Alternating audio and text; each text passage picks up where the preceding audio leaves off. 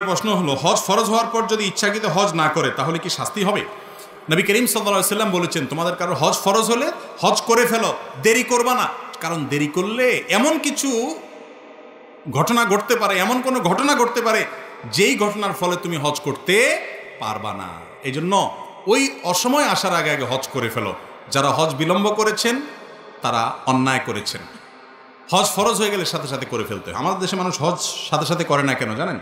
কারণ অনেকে মনে করে যে হজ করে ফেললে আর আকাম কুকাম করা যায় না, এত জোয়ান বয়সে হজ করে তাহলে মুসিবত, অনেক এখন আকাম কুকাম বাকি আছে, এগুলো এত সকাল বন্ধ করে দিলে কেমনে হবে?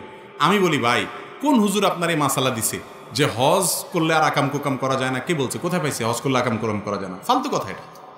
হজ করলে আকাম কুকাম করা যায় না এ কথা নাই কোথাও। আপনি হজ করার আগেও আকাম কুকাম করবেন না, হজ করা ছাড়াও করবেন না, ঠিক না? ঠিক।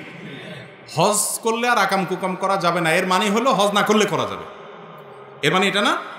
আসলে কি তাই? হজ না করলে কি অপকর্ম করা যাবে, খারাপ কাজ করা যাবে, হারাম কাজ করা যাবে?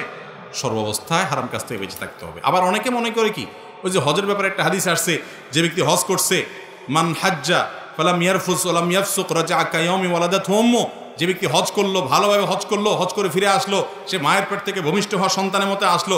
এই জন্য সারা জীবনে চুরি, ডাকাতি, দুর্নম্বরী, দুর্নীতি, মানুষের রক্ত চোষা, জমির আইল ঠেলা, তারপরে যা যত রকমের হারামখুরি আছে সব করে পয়সা করে কামাইয়া, এরপরে বুড়া বয়সে রিটায়ারমেন্টের পরে সুন্দর করে টুপি টাপা লাগায়া সাদা কাপড় পরে হজ টজ করে দেখে যে সব ব্যানিশ করে দিয়ে চলে আসলো। এত সোজা? ভাইরা মা, এটা ভুল ধারণা। তাহলে ওই যে হাদিসে আসছে হজ করলে নিষ্পাপ হয়ে যায়, তার মানে কি? তার মানে হলো বান্দার হক যদি থাকে সেটা আপনাকে আদায় করতে হবে। আপনার ছোটোখাটো গুনাহ আছে, কবিরা গুনাহ থেকে আপনি তওবা করেছেন, তাহলে হজের মাধ্যমে নতুন খাতা করলেন আপনি। কিন্তু মানুষের হক নষ্ট করেছেন বা বড় কোনো অপরাধ করেছেন, তওবা করেন নাই, সেগুলো কি হবে না? হজের মাধ্যমে মাফ হবে না।